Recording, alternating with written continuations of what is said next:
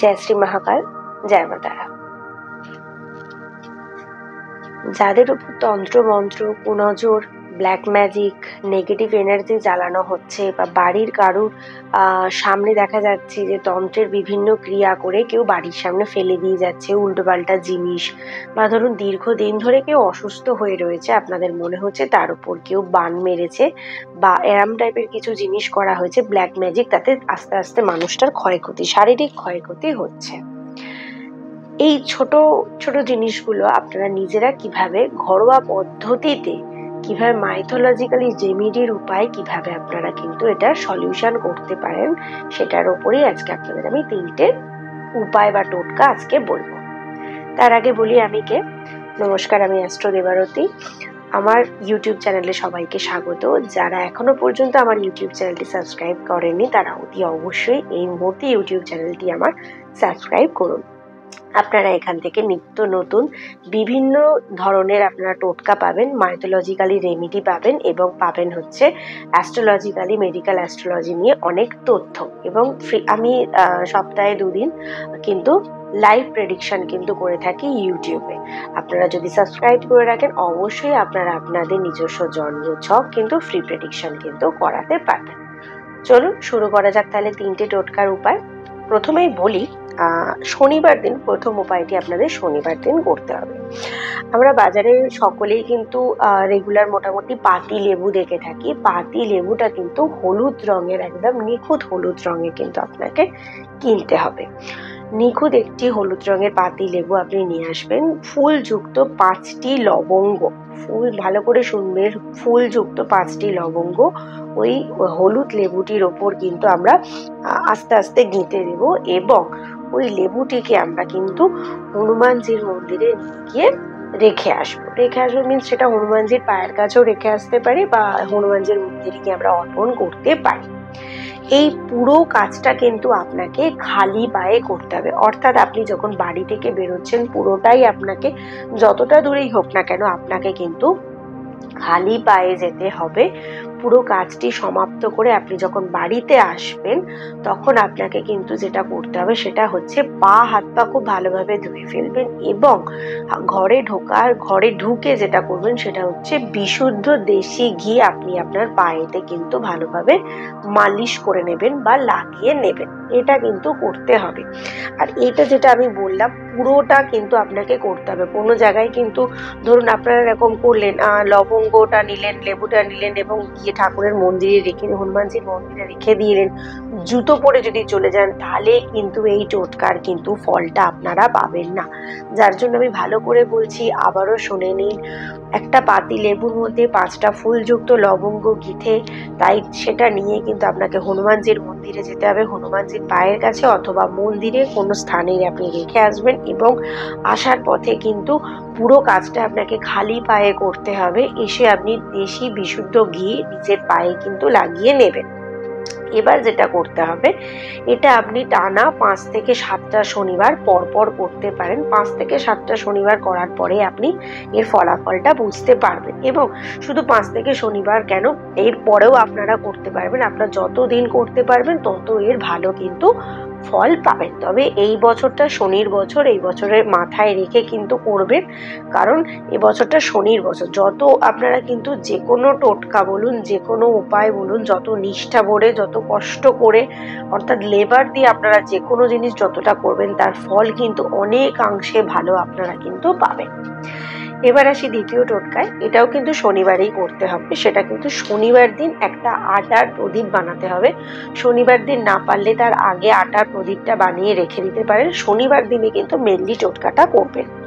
শনিবার দিন কিন্তু 4টে মুখ খোলা কিন্তু একটা প্রদীপ তৈরি করতে হবে, আটার প্রদীপ। কথাটা কিন্তু মাথায় রাখবেন। সেটা বানিয়ে তাইতে কিছুটা কালো তিল দেবেন, সর্ষের তেল দেবেন, এবং প্রদীপটার কিন্তু বাড়ির মেন দরজার সামনে নিয়ে গিয়ে প্রথমে আপনি রাখবেন, এবং হাতে 3বার তালি বাজাবেন। এইভাবে 3বার তালি বাজানোর পর 3বার ফাট ফাট ফাট বলে আপনাকে কিন্তু ওই প্রদীপটা নিয়ে গিয়ে অশক্ত গাছের নিচে গিয়ে কিন্তু জ্বালিয়ে দিতে হবে। ঠিক আছে? আবারও শুনুন, ভালো করে বলছি। আটার প্রদীপটা কিন্তু চারমুখী প্রদীপ বানিয়ে তাতে সর্ষের তেল, কালো তিল দিয়ে কিন্তু দরজার বাইরে স্থাপন করবেন। করার পরে কিন্তু হাতে 3 বার তালি দেবেন এবং 3 বার ফট ফট ফট বলে কিন্তু আপনারা মুখে উচ্চারণ করবেন। করার পরে কি করবেন, যে কোনো অশক্ত গাছের নিচে গিয়ে কিন্তু ওই আটার প্রদীপটা কিন্তু আপনাকে জ্বালিয়ে দিয়ে আসতে হবে। জ্বালিয়ে দেবার পরে আপনি কিন্তু আর পিছনের দিকে কিন্তু তাকাবেন না, সোজা বাড়ি চলে আসবেন। আসার পর আপনি কি করবেন, আসার পর যেটা করতে হবে সেটা হচ্ছে ভালো করে বাড়িতে মেন দরজায় ঢোকার আগে ভালো করে হাত পা ধুয়ে ফেলতে হবে এবং বাড়িতে ঢোকার পরে হচ্ছে যেখানে আপনার ঠাকুরের আপনি স্থাপন করেছেন, যেখানে নিত্যদিনের আপনি পুজো করেন, সেখানে কিন্তু আপনি যে দেবতাই থাকুক না কেন, শিব বিষ্ণু যে কোনো যে দেবতাই থাকুক না কেন, তার সামনে একটি ঘিয়ে প্রদীপ প্রজ্বলন করবেন এবং অবশ্যই কিন্তু নিজের মনে মনে বলবেন আমার বাড়ির লোকের ওপর বা আমার ওপর যদি কোনো তন্ত্রমন্ত্র চালানো হয়ে থাকে সেই সমস্ত কিছুর খারাপ জিনিস সমস্ত কিছু কিন্তু যেন আপনাদের জীবন থেকে রিমুভ হয়ে যায় বা সমস্ত নেগেটিভিটি যেন আপনার জীবন থেকে কিন্তু রিমুভ হয়ে যায়। এবারে বলি, অনেকেই আছে এগুলো তো নিজেও করতে পারে বা অন্য কাউকে দিয়েও করতে পারে। এবারে ধরুন আপনার পরিবারে কেউ একজন আছে যার ওপর আপনি বুঝতে পারছেন ব্ল্যাক ম্যাজিক বলুন, তন্ত্র মন্ত্র পরিয়ন্ত্র যা কিছুই হোক না কেন, নেগেটিভ এনার্জি যা কিছু হোক না কেন তার ওপর করা হয়েছে, আপনি বুঝতে পারছেন এবং বুঝতে পারার যাদের ওপর এইসব জিনিস করা হয় তারা ঝট করে কোনো টোটকা বলুন, কোনো ঈশ্বরের কাজ বলুন, ঝট করে তারা কিন্তু করতে চায় না, এসব থেকে তারা অলওয়েজ একটু দূরে থাকে।